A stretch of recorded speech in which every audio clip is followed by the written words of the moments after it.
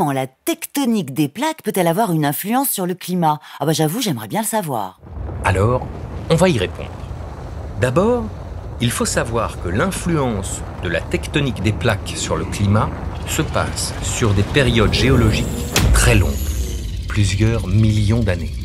Mais c'est vrai, la position des continents sur notre planète, par exemple, joue un rôle dans la teneur en dioxyde de carbone dans l'atmosphère. Ah bon? Comment les continents peuvent-ils avoir un effet sur la quantité de CO2 dans l'air? Déjà, un petit rappel. La Terre, on le sait, est recouverte de plaques qui s'encastrent les unes dans les autres à la manière d'un puzzle. Mais contrairement à un puzzle, ces plaques bougent.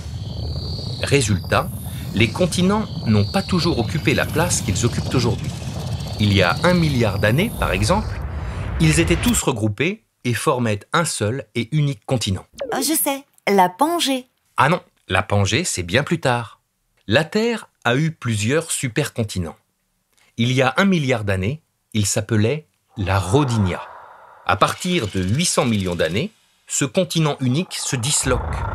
Mais comme tu le vois, tous les morceaux restent regroupés dans la zone intertropicale, une zone qui reçoit beaucoup de pluie. Ok, mais je ne vois toujours pas le rapport avec le climat et le CO2. Patience, on y vient. Le CO2 dans l'atmosphère se dissout naturellement dans les gouttes d'eau contenues dans les nuages. Celles-ci s'acidifient. Une fois tombées au sol, ces pluies altèrent les roches et le CO2 se transforme chimiquement. Il est ensuite emporté par le ruissellement jusqu'aux rivières pour finir dans les océans où il va sédimenter dans les fonds marins. C'est comme ça qu'une partie du CO2 passe de l'atmosphère à l'océan grâce à l'altération des roches. Bah dis donc, quel voyage! Un très long voyage d'une dizaine de milliers d'années avant d'être renvoyé à nouveau dans l'atmosphère par les volcans. Ainsi va la vie du CO2. Quelle vie! Donc, si j'ai bien compris, plus il y a d'altération des roches, plus la teneur en CO2 baisse dans l'atmosphère et plus la température diminue, c'est ça? Exact. Et la position des continents joue un rôle fondamental. Si les continents étaient tous regroupés au pôle, par exemple, ils recevraient moins de précipitations, il y aurait donc moins d'altération. Le CO2 s'accumulerait dans l'atmosphère.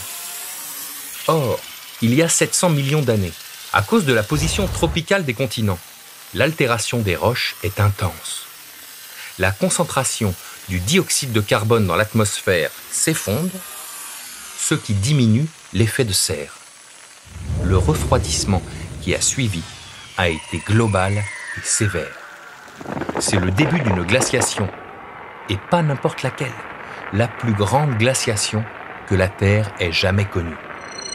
La glace envahit alors l'ensemble de la planète. Effectivement, pas très accueillante comme planète. Pas très sympa les continents. Hein. Attends une seconde. C'est peut-être grâce à eux qu'on a notre climat actuel. Comment ça? Eh bien, jusqu'à environ 50 millions d'années, la Terre est plutôt chaude, sans véritable relief montagneux. La concentration en dioxyde de carbone dans l'atmosphère est au moins 3 fois supérieure à ce qu'elle est actuellement.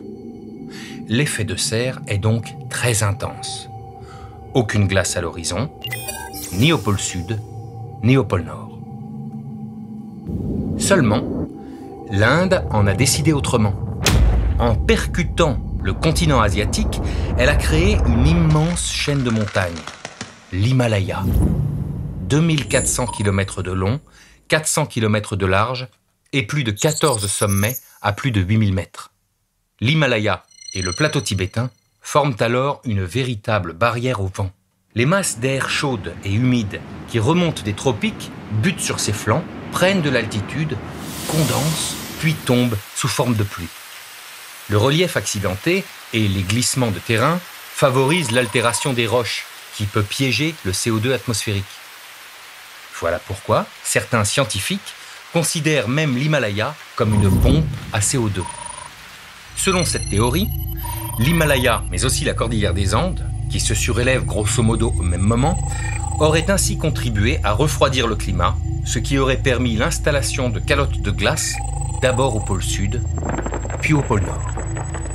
Bref, tout cela aurait pu contribuer à la mise en place d'un climat durablement froid qui a vu, il y a 7 millions d'années, la naissance des ancêtres de l'homme.